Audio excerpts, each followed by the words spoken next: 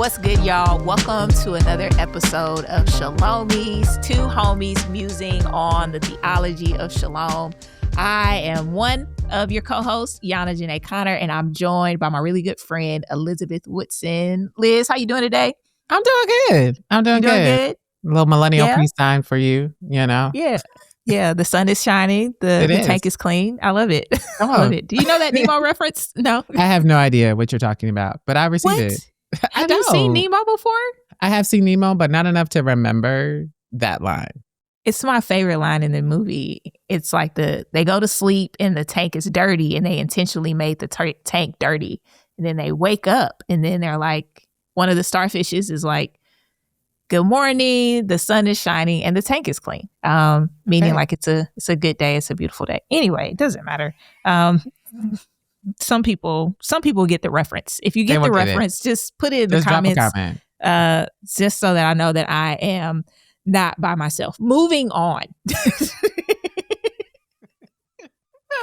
Today we're having a conversation about friendships, and sometimes your friends are they're just not with you. You know, they're just not with you in the thing, but they with you in the real. In the real of life. They just Anyway, moving on. So today we're having a conversation about friendship. I am really excited to have this conversation. One, because I know that you and we both value friendship. We have a high value for friendship. And I think when you're a single person, that just kind of comes natural because that's your community, that's your family, that's where you spend a lot of your time. But I just found it really interesting that in social media land and just in the culture, there has just been this rising conversation about friendship. And while I'm like really, really excited about that, because I've always sort of had this high value for friendship, I've been really curious as to why this is. And so, friend, why do you think this conversation has become so important in our culture today? Honestly, I think it's because people are lonely. So I think it was 2023. The Surgeon General declared loneliness to be a national epidemic, and just the way in which we are connected digitally, but people still feel disconnected. And so people also are not relationships, like romantic relationships are proving to be, I think, a level of difficulty that is notable that people talk about a lot. And so it's kind of like people are looking for connection. And what does that mean? And how do I navigate those type of relationships? So I think that there are probably other things that are leading to that. But to me, that's one of them, is people just really, what social media has tried to be, it actually is not as much as we think it might be, which is a connector in the ways of our embodied self. So I think people are like, what do I do? I want to be known. And they might not use those words, but that's what they're pointing towards. Yeah. And what's interesting, I'm pretty sure that this connects to social media in some sort of way, right? Just because it's like we have like all of this digital connection, but it makes us, it's really like false connection because nobody still really knows us. And they only know the parts of us that we reveal on social media. And so I know for me, when I was in college, I did a lot of masking. Just kind of a lot of presenting myself in the way that I thought people wanted me to be. And how because of that, like I often felt unloved. I often felt unknown. But it was because people were only getting to see and experience my false self. No one really got to experience my true self. And I think we're doing that in more ways than maybe we were doing before. And I appreciate when you talk about just with romantic relationships not being, as prevalent. People are getting married later. Dating apps have really made dating like a really weird experience. But I also wonder if people are coming into an awareness that romantic relationships aren't like totally sufficient, right? That there is a level of knowing and love and appreciation that you can have in this relationship, but that this person isn't going to be able to be your everything, that they're not going to complete you fully. And I just wonder if people are coming into awareness of that, like as more people are like going to counseling and all that. It's like, oh, I actually need healthy friendships in order to have a healthy marriage. Like I need other people in my life. I need forms of encouragement, accountability. I need other spaces that are life-giving. And so, yeah, but I'm sure there are some other factors as well. And so just as we like kind of dive into our conversation about forgiveness, I would love to hear from you maybe how your view of friendship has maybe evolved or been shaped through your life. Like what were maybe some things that you thought about friendship like when you were younger that have kind of shifted and changed as you've gotten older? Yeah, I moved around a lot as a kid. And so I think that shaped my idea of friendship in a unique way because friendships develop over time.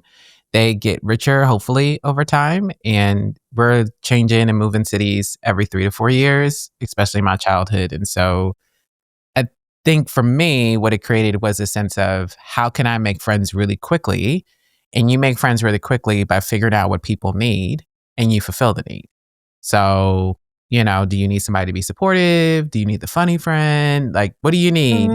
And I don't think as a kid I would have been able to communicate this at all. But as an adult, I've looked back and see some of the habits that even have brought themselves into adulthood and realized, oh, I was kind of in this survival mode for a little bit. It's like, oh, I got to build community. And so I'm so focused on the other person that I do not show up as my full self. Like I don't build that muscle. And so even my real friends, not real friends, like the people who know me in real life, they see my full self, will tell you Elizabeth has a really hard time talking about herself.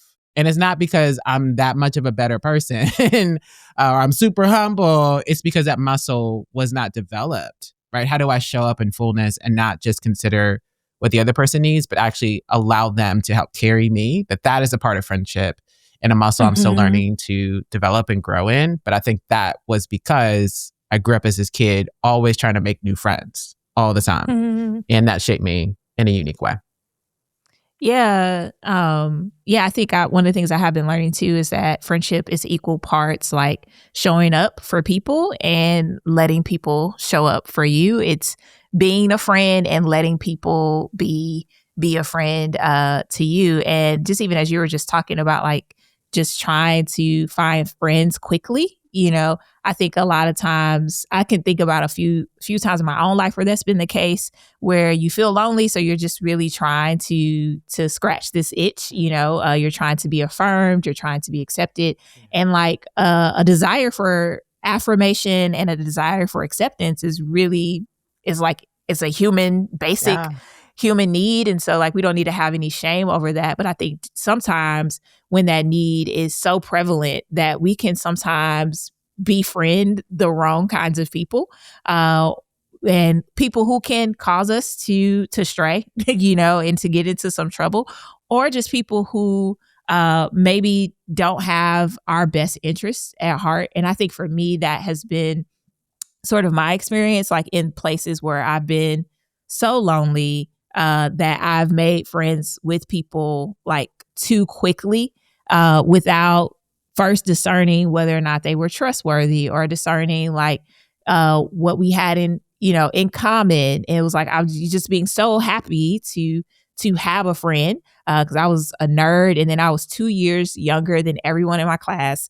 And so I just was like, if anybody will just be my friend, I'll just be happy with that. But then as I moved into adulthood and even like in my 30s and befriending people who have like character and befriending people who lead with more of like an other-centered sort of way, or just people who aren't quick to be jealous or compete, but like are quick to like celebrate and support. Like that was a completely different experience for me. And I was like, oh, this is what friendship could be. Yeah. Like, that's crazy. It is like, it doesn't have to be littered with so much conflict. I think conflict's inevitable, but it's like, there doesn't have to be so much conflict. There doesn't have to be competition. There doesn't have to be, jealousy and envy. Like there can be a lot of camaraderie and support and love. And I think that's one of the things that's really evolved for me over the few years that I've been here on the earth. The few 40 years. Just a few. I think the other thing that has evolved for me is just realizing that friendship isn't primarily for my enjoyment. It's not primarily for fun. And I think a lot of us have thought about friendship as this thing that we escape to. When life gets hard, it's supposed to be this place of refuge. It's supposed to be this place of relief. And the moment that it stops being that, we're out. Right now you're a part of the thing that's stressing me out.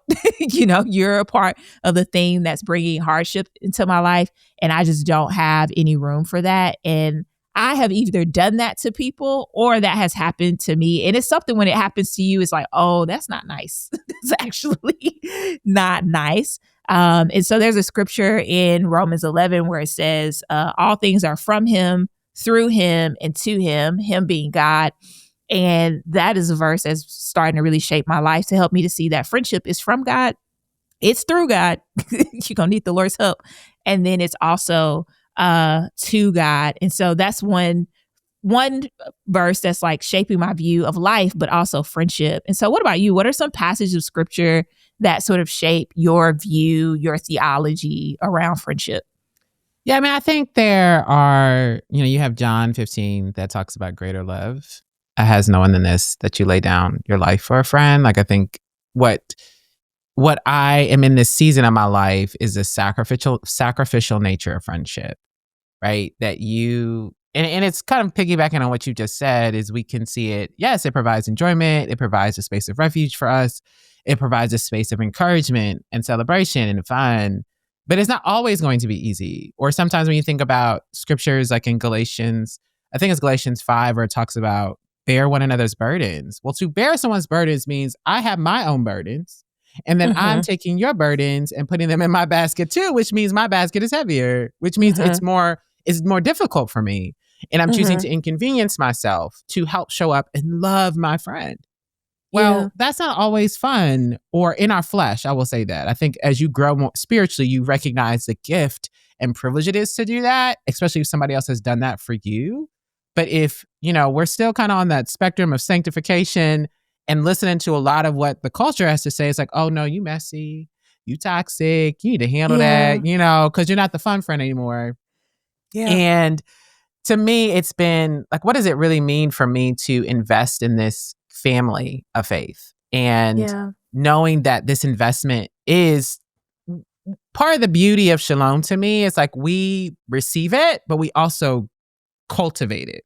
Yeah. Like that to me points back to the cultural mandate that we are tasked with caring for creation and caring for humanity. And that means that caring is going to be me investing and giving of myself for the betterment of this other person. And knowing that when I do that, that person is going to be better. But in some sense, I will be better too, right? It is this holistic place of flourishing that I get to invest in, but it is an investment. Like it is not, and I think there's an intentionality. Maybe that's the word I'm looking for, is it intentionality?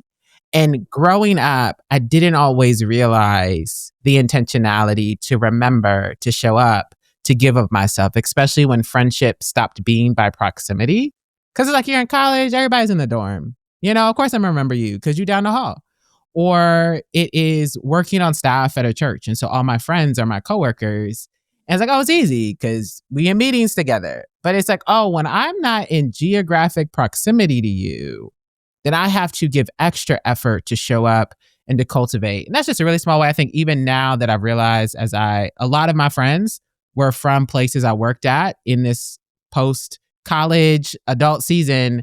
And because I'm an entrepreneur and I work by myself now, I have to like, oh, Elizabeth, you got to stretch it a little bit to be able to pour in and invest. But all that goes back to kind of this self-sacrificial posture that friendship requires, that we see in the words of Jesus, but we also see in the words in the New Testament of what it means for us to embody the one another's.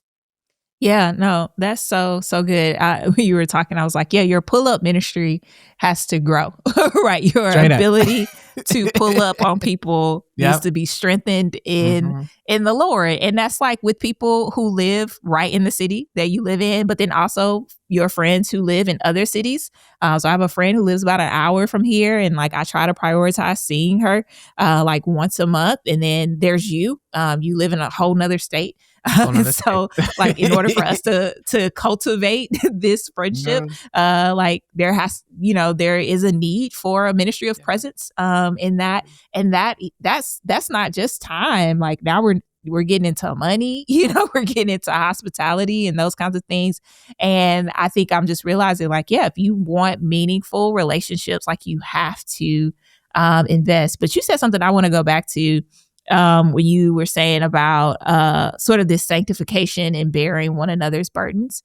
I've just been thinking about in relationships, and I want to hear your thoughts on this. It's just how in relationships, particularly friendships, since we're talking about that now, but I think it applies to even discipleship relationships, romantic relationships, what have you. But it is a practice or a discipline of loving people as they are, where they are. And when I say as they are, it's like as they are in their personality, as they are maybe even in their attachment style, as they are in all the ways that they are like you and not like you, but then loving them where they are in their spiritual journey, like having this awareness that both of you are in this process. If you're Christians, like both of you are in this process where you are being sanctified by the Spirit, where you are growing from one glory to the next. And so there have been times when I've had conflict with friends and I can see my sin, but I can also see theirs. Because, usually we can see other people's sin a little bit more clearly than we can see ours. And it's like, you need to work on that, so I can see their sin. But it's like, how do I love them where they are in their sanctification process? I love how Paul David Tripp puts this in Dangerous Calling when he says, you as a minister, you are in smack dab in the middle of your sanctification. And that is true for everyone.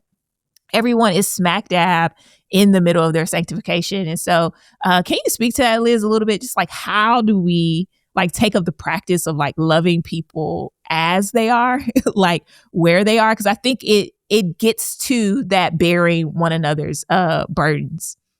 Yeah, I think we want people in some sense to sometimes to become like us, because that's where the friction happens. So your attachment style is not like mine.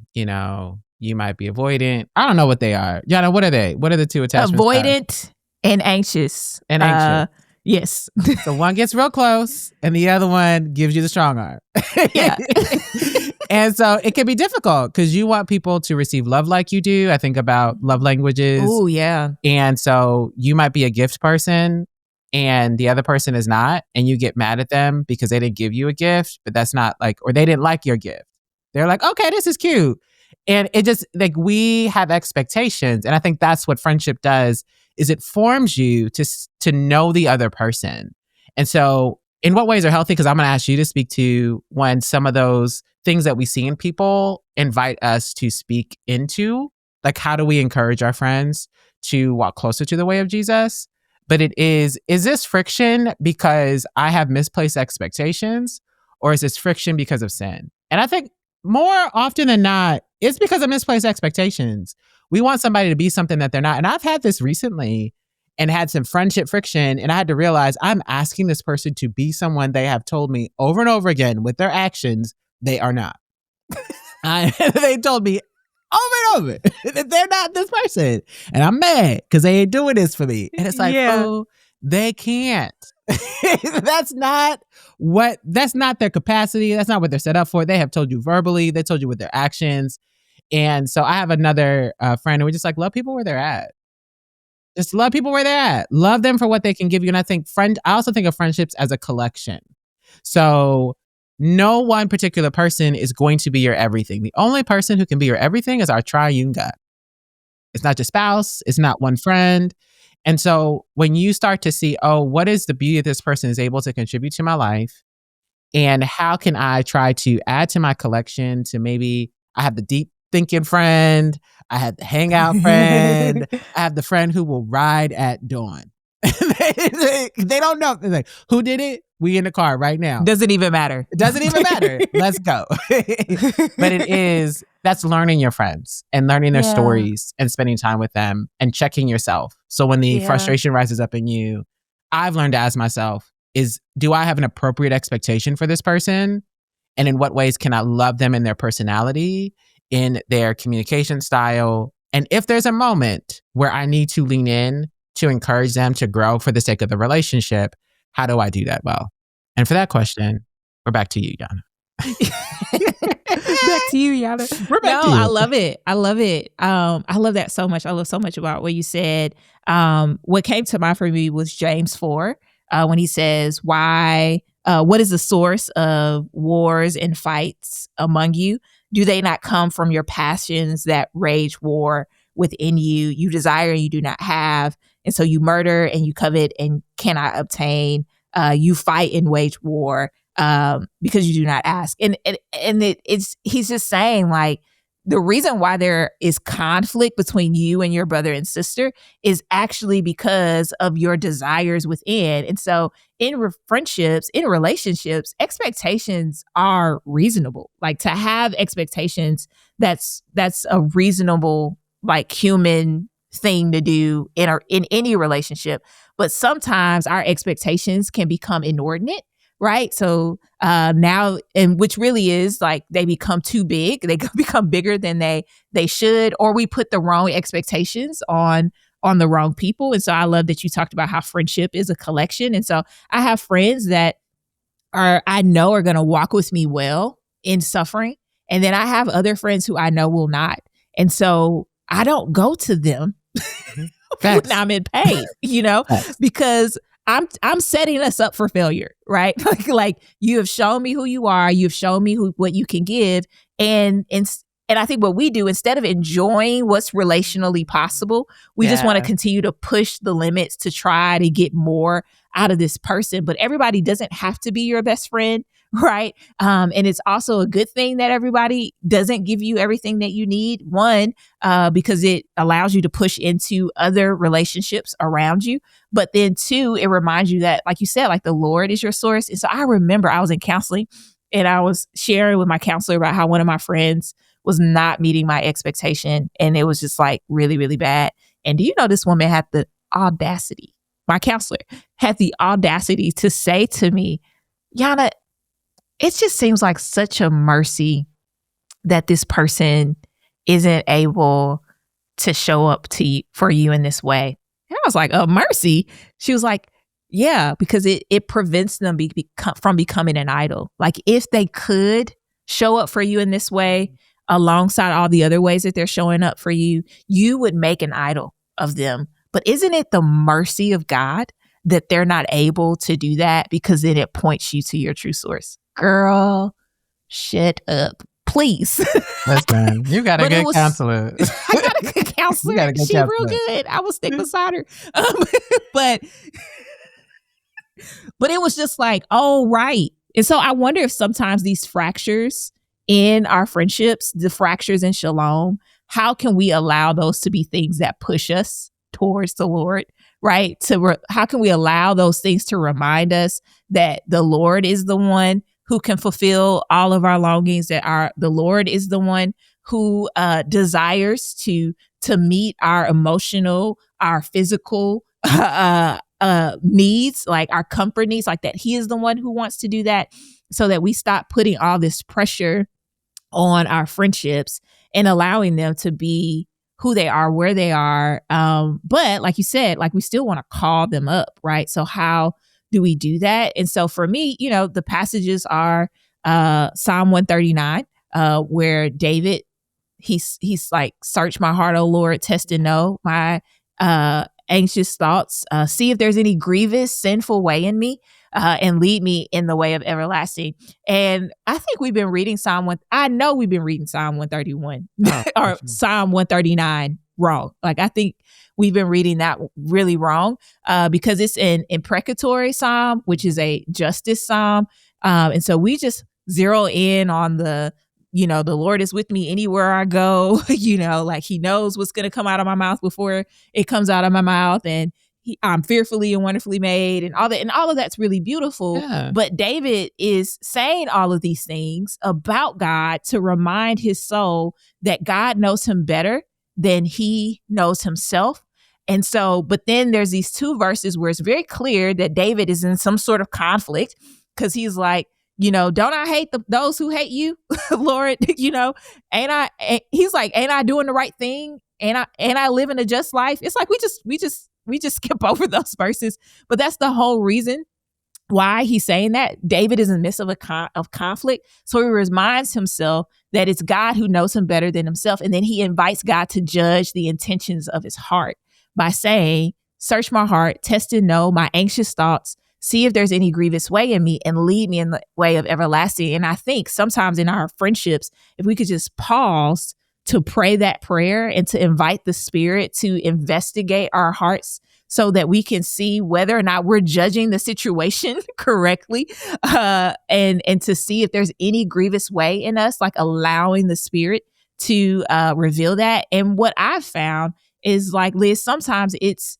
is that this person isn't meeting our expectation, but it's also that, yes, they have sinned against us, right? So like it's like, yes, you did actually sin against me, but you didn't meet my expectation. And now, because I've made an idol of this relationship, I'm not able to enter into this conflict seeking your wholeness and your shalom, more than just seeking mine, right? So I'm coming to you to confront the situation because I want to get something off my chest, not necessarily because I want you to become whole in Christ. So yeah, any thoughts on that?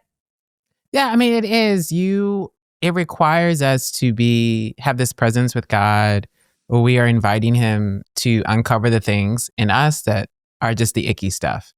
And so in a moment of frustration, or a moment where you feel offended by someone, or you feel like someone didn't show up for you, it's easy to say, oh, you ain't for me. I'm sorry. I don't need to suck my teeth on the No, but this is who you are, Liz. Who you I sucking am. your teeth all the time. My full self.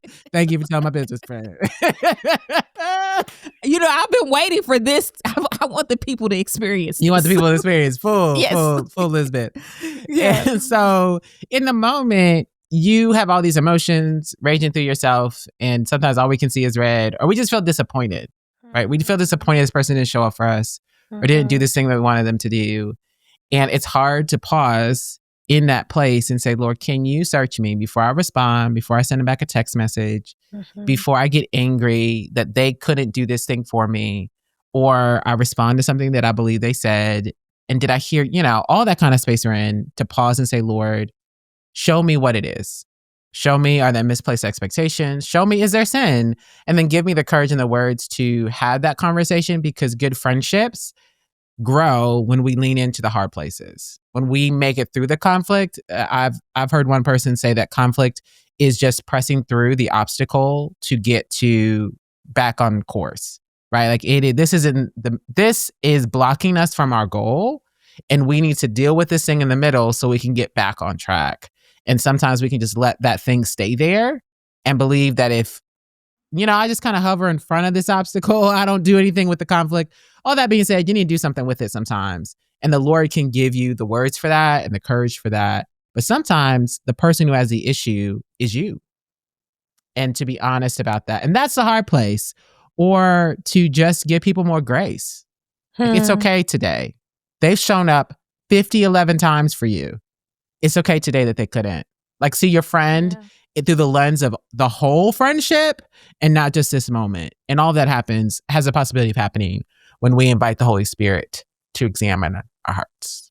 Oh, that's so good. That's so good. Like, and how when we do that, we actually are being slow to anger. Like, we're slowing down our anger. We're slowing down our frustration, to really see this one instance in light of the whole, and then also to kind of identify what's going on in our own heart.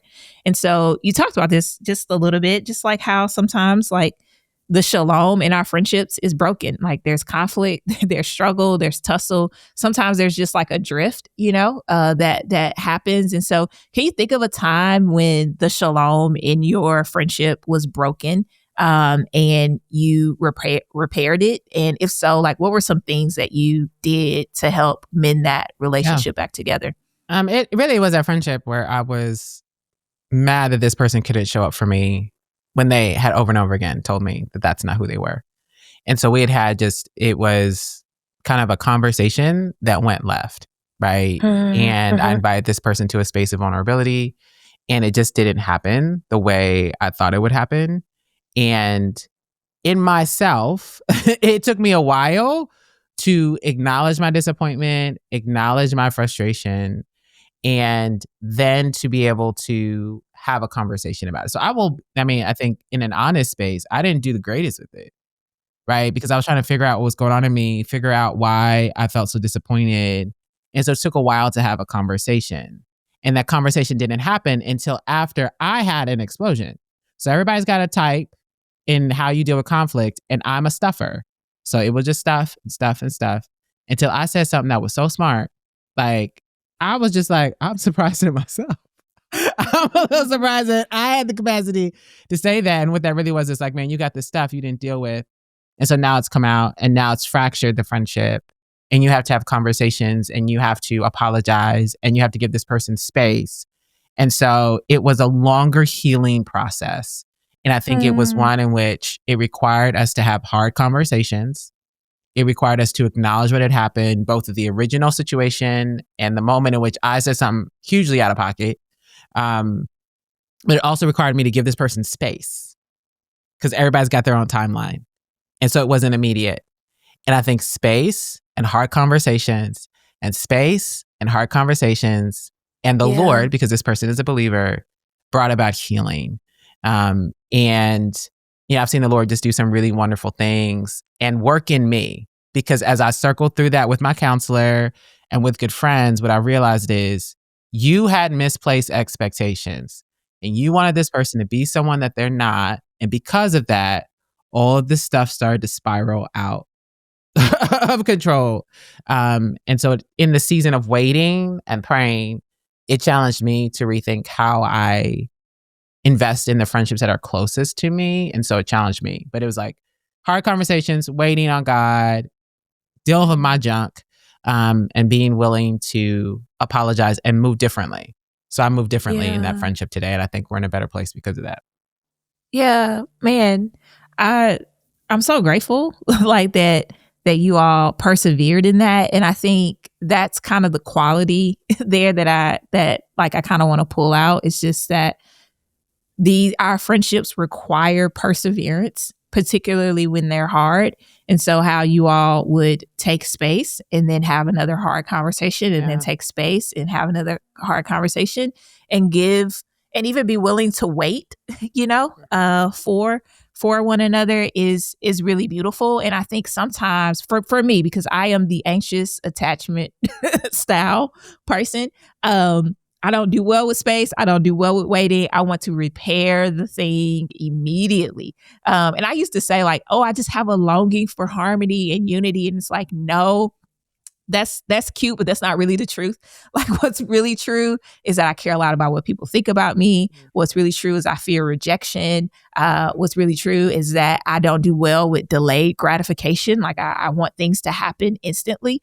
And sometimes when you're in these tough spots in your friendship, like it really requires space and time. But sometimes we're not willing to do that kind of work. One, because it brings about anxiety and distress in our lives. And so, I will just say I'm not always really resilient, that I don't have like a high distress tolerance. Like I don't even like awkward moments. Like when I'm just watching somebody do something, I get secondhand embarrassment for them. Like, I get that too.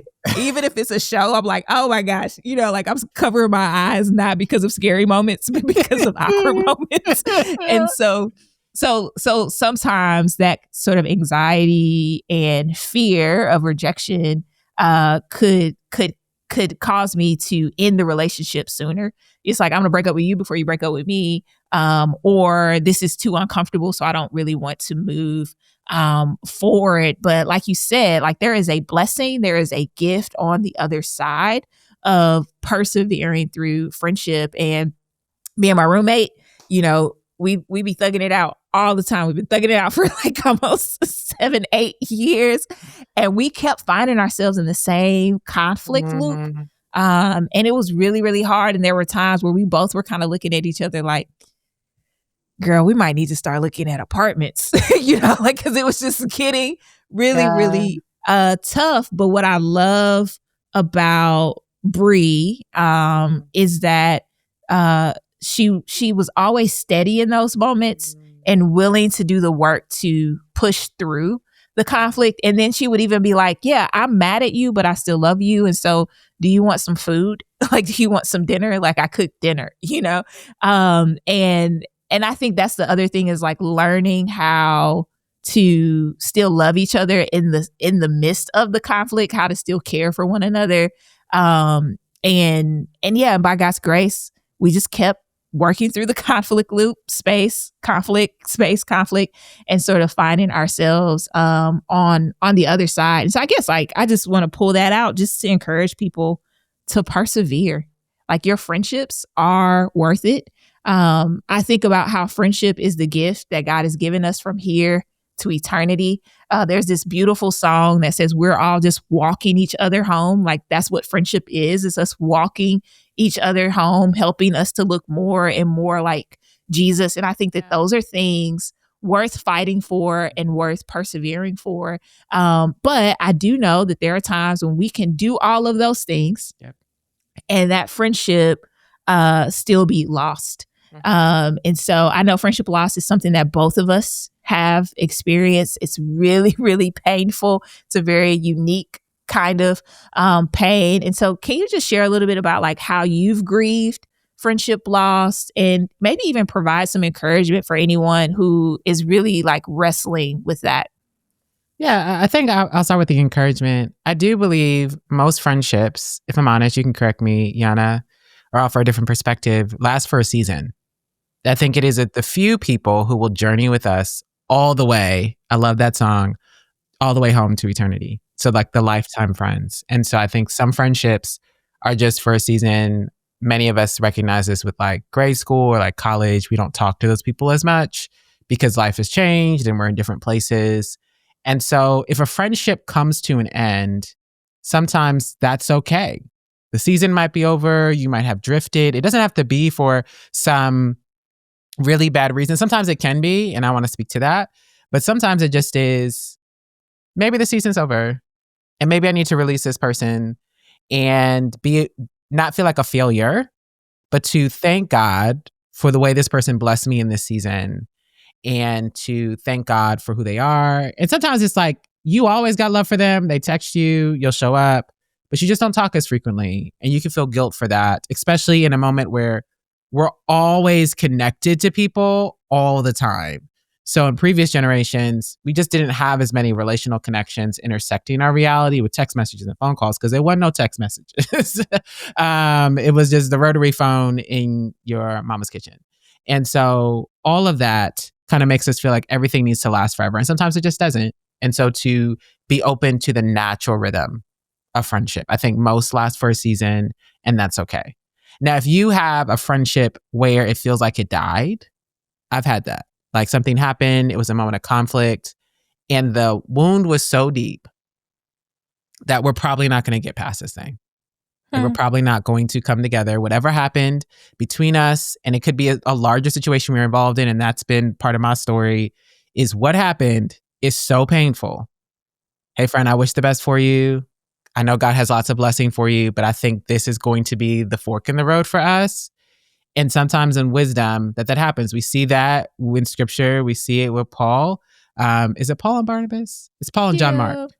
Paul and Barnabas. And it's like they decide to go different ways. And I think that that's okay. And you see some things happen later on in Paul's missionary journeys to say, okay, maybe there is some type of restoration that's happened. But there came a point where, like, I'm going to go this way. You can go this way. God be with you. And wisdom, to me, discernment from the Holy Spirit lets you know that it's okay to put a period on something after you've worked out I think you don't put the period until you've done your best to work out the conflict. So that's not what, don't hear me say that. Running from people. I'm gonna put a period. Okay, Elizabeth said I can put a period on it. This is not what I'm telling you. Don't put my name on it.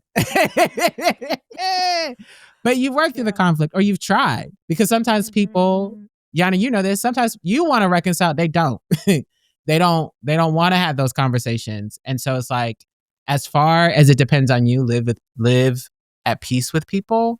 It's what the scriptures tell us. And so to me, sometimes it's okay to have a period, even after you work through the conflict, because that's just the natural rhythm of some friendships. Yeah. I'm gonna be honest, Liz, that's so hard for me. Like that's so hard for me, like to accept. Even though I know it's true, like this, like that some friendships are seasonal, that people are in your life for a season and you're so grateful for those years that the Lord gave you.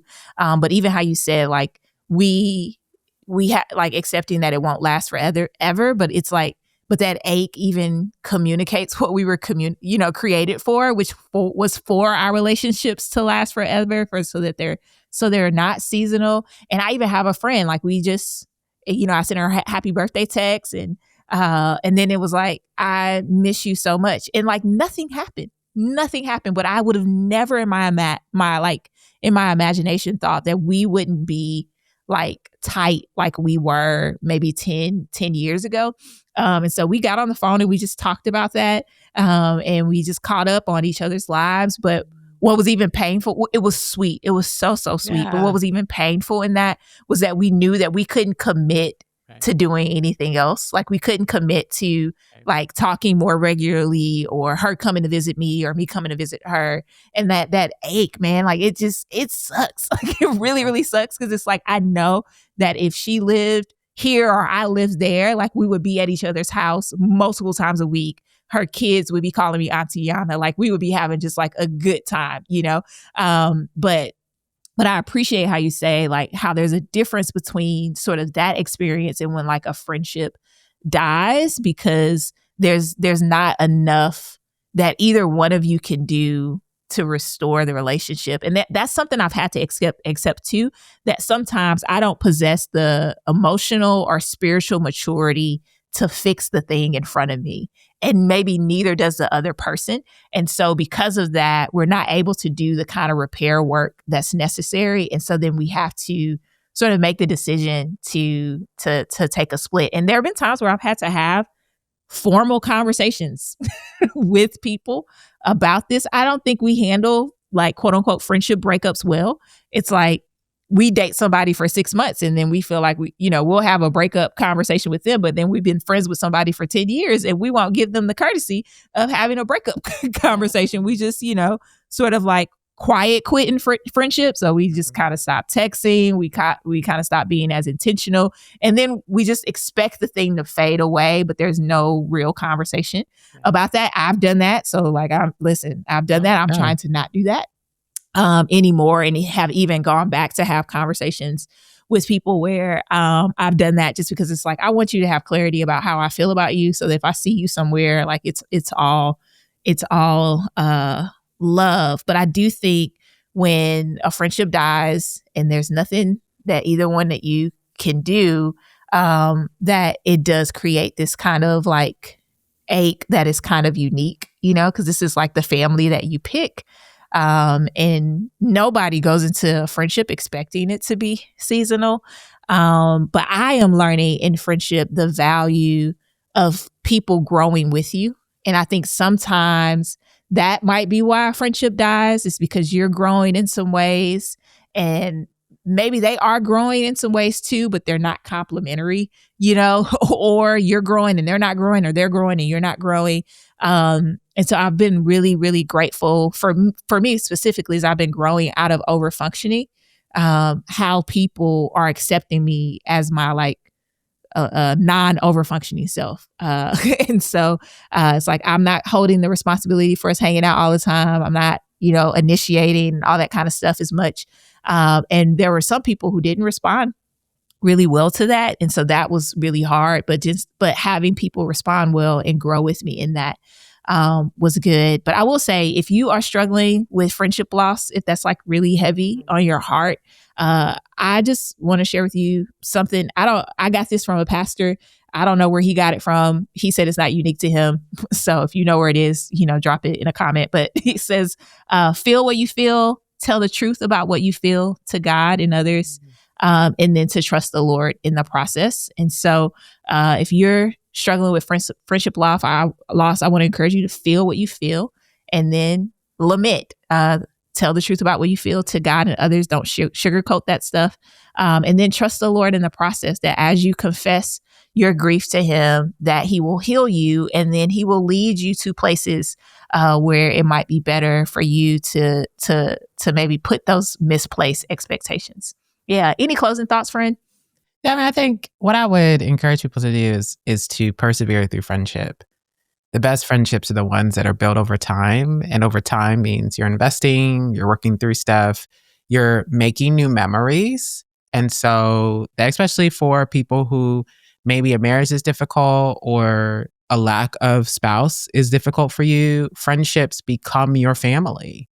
And so that you would treat them as such with care and intentionality. We can be workaholics, we can be hustle culture, we can think that sending the gifts through the phone and the funny Instagram videos, those are helpful.